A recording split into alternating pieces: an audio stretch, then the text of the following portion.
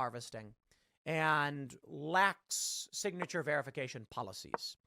Made it very easy for them to collect large numbers of mail-in ballots from people who typically would not vote, probably did not want to vote, and many of whom probably didn't even sign the dang envelopes.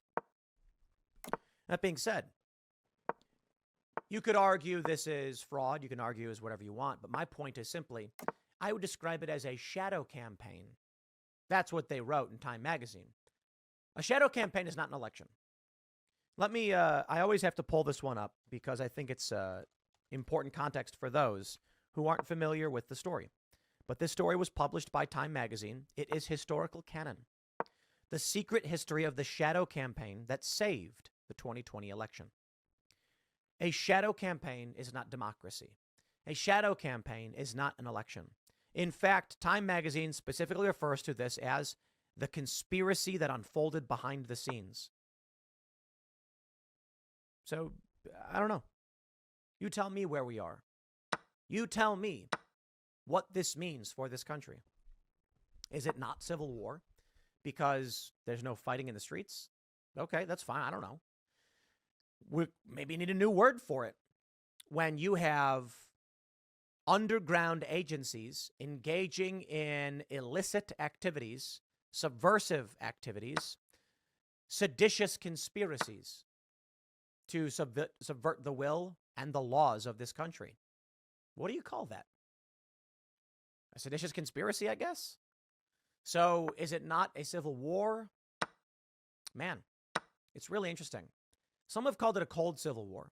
And perhaps that is the best way to describe it because, like the Cold War, it's a lot of espionage and underground manipulations. And the Cold War never met the battlefield of U.S. Mobilization of U.S. troops against Soviet troops.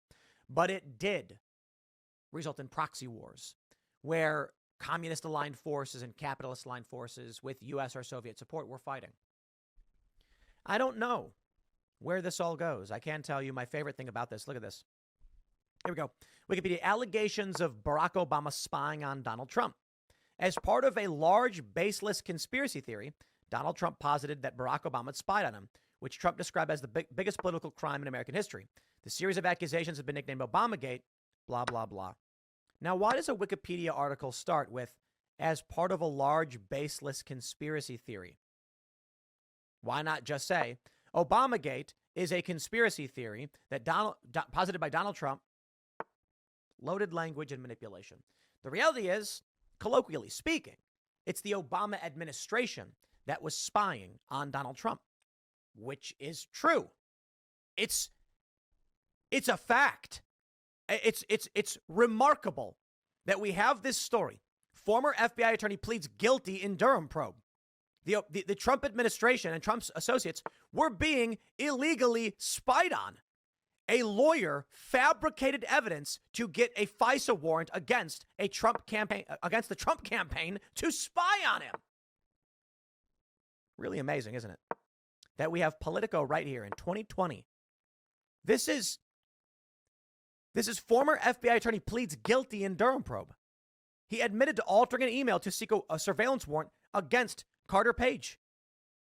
It's absolutely remarkable that they still claim didn't happen. Well, literally speaking, Barack Obama didn't do it.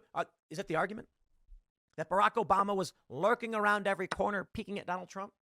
That's not what anybody meant. Oh, there's more. I love this stuff. Spygate. Ooh, Spygate was. I love this. Okay. Spygate was a disproven conspiracy theory peddled by U.S. President Donald Trump and his political base on many occasions throughout his presidential term. Do you know why it says Spygate was a disproven conspiracy theory? Because it's a proven conspiracy theory, right? Understand this and how they use manipulative language.